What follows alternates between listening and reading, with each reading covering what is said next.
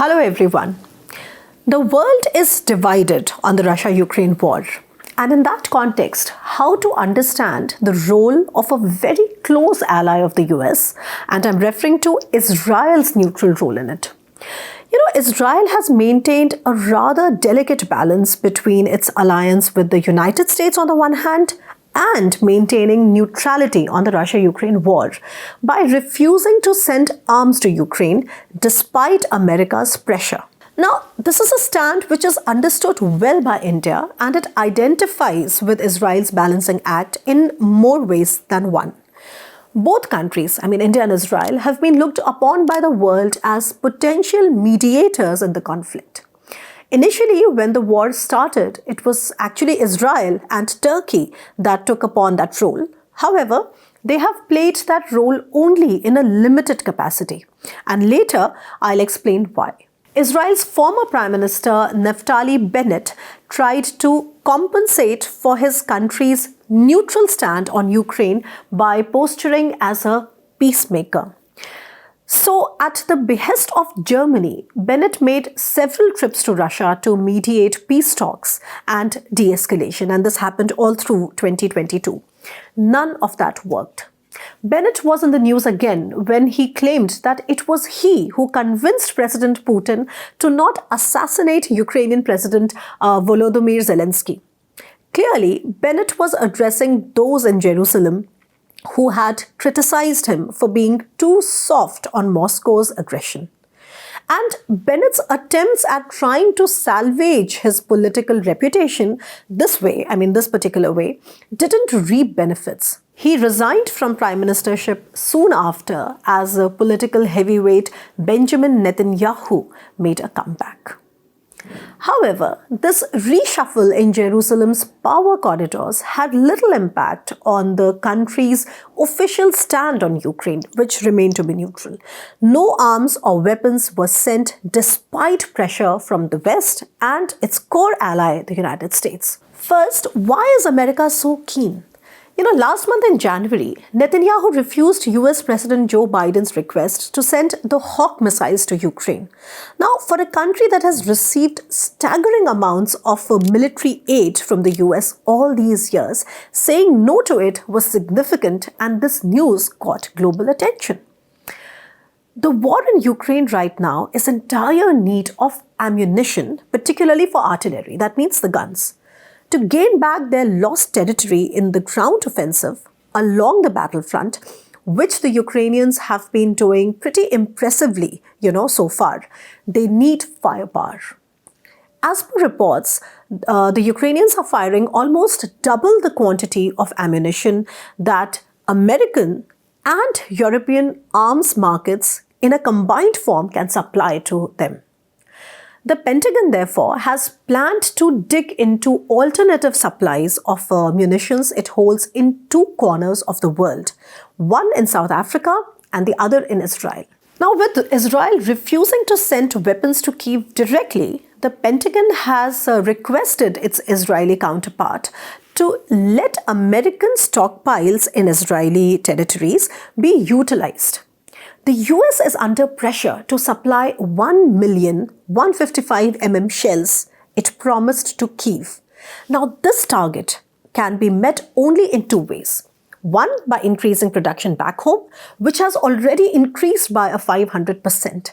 And two, by digging in Israeli and South Korean stockpiles. Although initially hesitant, Israel seems to have agreed to US's request of supplying American weapons, the ammunitions, to any place it deems fit. And as a result, about 300,000 155 shells have been reportedly moved to Ukraine. Now, that brings us to the core problem. Why is Israel neutral? Actually, a lot rides on Israel's neutrality. Russia emerged as the preeminent power after America withdrew from the Middle East in 2018, leaving behind a power vacuum for Moscow to usurp. This vacuum was further enlarged in 2021 when the US decided to withdraw in an embarrassing way from neighboring Afghanistan. Now, as the US pivoted to the Indo-Pacific, Russia became the unchallenged power in Israel's backyard. That said, there is another reason too why it is critical for Israel to upend its strategic calculus and not risk it with Moscow. You see, after the normalization between the Arab world and Israel through the Abraham Accords brokered by the Donald Trump administration in 2020, the only major destabilizing factor in Israel today in the region is Iran and its proxies such as the Lebanese militant group, of course I'm sure you have heard about it, the Hezbollah, and those operating in Syria. And Israel is also determined to stop Iran from further developing its long-range missile and nuclear programs. And apprehensions about US bringing back the Joint Comprehensive Plan of Action, or the JCPOA, to the table are also fueling Israel to accommodate Moscow. You see, Russia's ties with Iran, its backing of Syria's Bashar al-Assad's regime, and its military presence in Syria, so Moscow has a military presence in Syria, are all these factors that Israel has to take very seriously. The evolution of mutually beneficial Russo-Iranian relations over the last decade entails deep security cooperation that stands on a rather reliable foundation. And what matters to Israel is that Russia has defined Syria as an area of continuous cooperation with Iran. Moreover, to Jerusalem's anxiety, Moscow has also recognized Hezbollah as a major power center in Syria. Clearly, to protect itself from Hezbollah and other proxies, the last thing that Israel can afford is to offend Russia. So it is this dynamic that has determined Jerusalem's strategy regarding the conflict in Ukraine, and the most convincing plan for them is remain neutral. Now, neutral countries too, in an almost delusional way, want to emerge out of all the ills of the Russia-Ukraine war in an unscathed manner, which is they want to remain unaffected. But this war is a major geopolitical conflict that has already sent seismic shockwaves across the integrated world markets, triggering a baffling crisis of the 3 Fs: fuel, food, and fertilizers, among others. It has also reopened the unnerving debate around the possibility of a nuclear war. Remaining unaffected, then, is not really an option.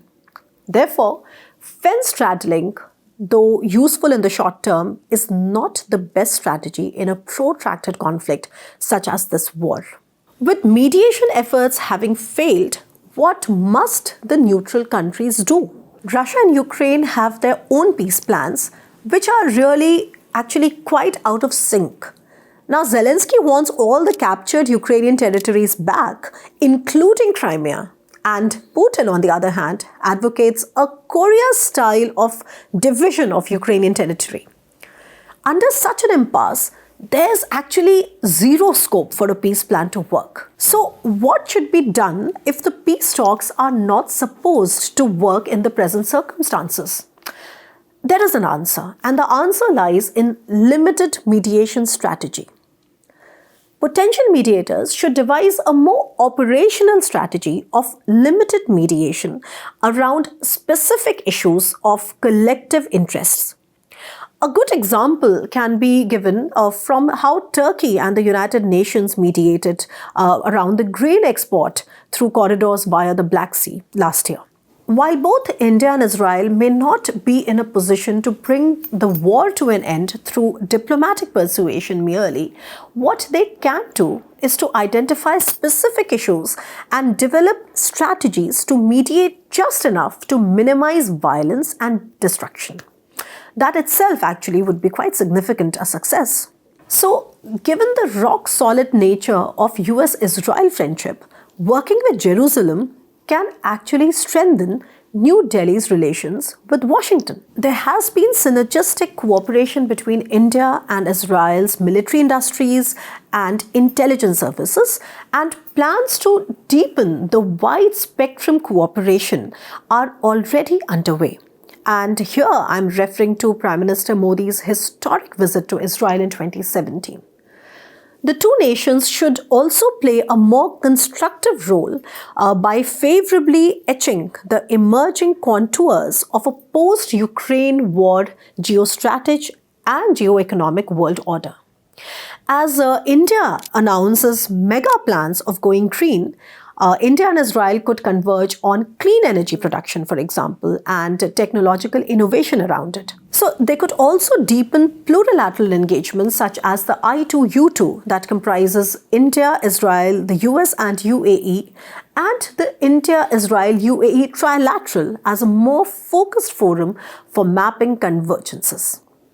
The Indo-Pacific has emerged as the epicenter of great power rivalry, trade, emerging technologies, and sustainable economies. Israel must capitalize on the evolving Indo-Pacific pathways of its friends and allies and deepen its engagement with the region. What Israel's neutrality shows yet again that for many and important global actors, including India, taking sides in this protracted war is not in tune with how they identify and choose to pursue their cross-sectional national interests. The link to my article is provided in the description box with plenty of references. And do tell me what you think about the video. It will be interesting how the pathway of neutrality evolves as the war continues. I'll be back to discuss that and other issues. Stay tuned.